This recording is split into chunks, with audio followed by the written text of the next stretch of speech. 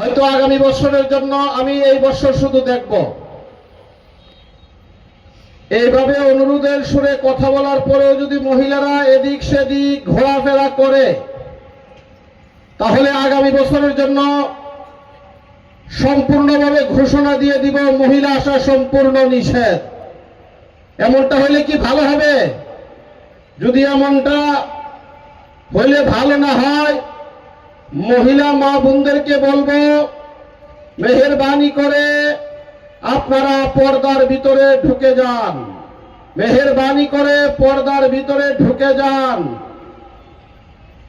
স্বেচ্ছাসেবক এবং কমিটির ভাই বাবাদেরকে অনুরোধ করে বলবো, আপনারা মেহেরবানি করে আপনাদের অবস্থানে চলে আসুন, আপনারা মেহেরবানি করে আপনাদের অবস্থানে চলে আসুন। কাফেলার দায়িত্বে যারা আছে তাদেরকে বলবো, অনেক মানুষ আমার কাছে গিয়ে বলতেছে, বাবা পানির ব্যবস্থার আমরা পর্যাপ্ত পরিমাণে পানি পাচ্ছি না, পানির ব্যবস্থা দ্রুত গতিতে করুন। অনেকে বলতেছে, বাবা কাফেলা পাইতেছি না, আপনারা নতুন করে কাফেলা বানানোর চেষ্টা করুন, নতুন করে কাফেলা বানানোর চেষ্টা করুন। মানুষগুলো যদি একবার কষ্ট পেয়ে চলে যায়, তাদেরকে আবার হাজারবার অনুরোধ করে আর আনা যাবে না। একবার যদি কষ্ট পেয়ে চলে যায়, তাদেরকে হাজার অনুরোধ করে কিন্তু আর আনা যাবে না। অতএব আমার একার পক্ষে এত বড় বিশাল আয়োজন সামাল দেওয়া সম্ভব হবে না যদি আপনারা আমার সহযোগিতা না করেন। কাফেলার দায়িত্বে যারা আছেন, নতুন করে কাফেলা বানানোর চেষ্টা করুন।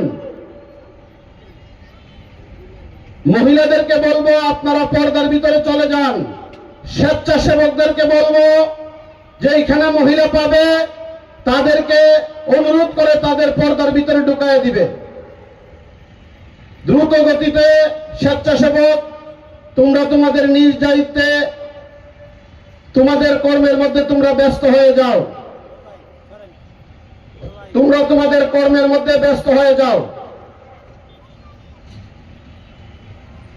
যারা এদিক সেদিক ঘোরাফেরা করতেছেন, আপনারা প্যান্ডেলে চলে আসুন।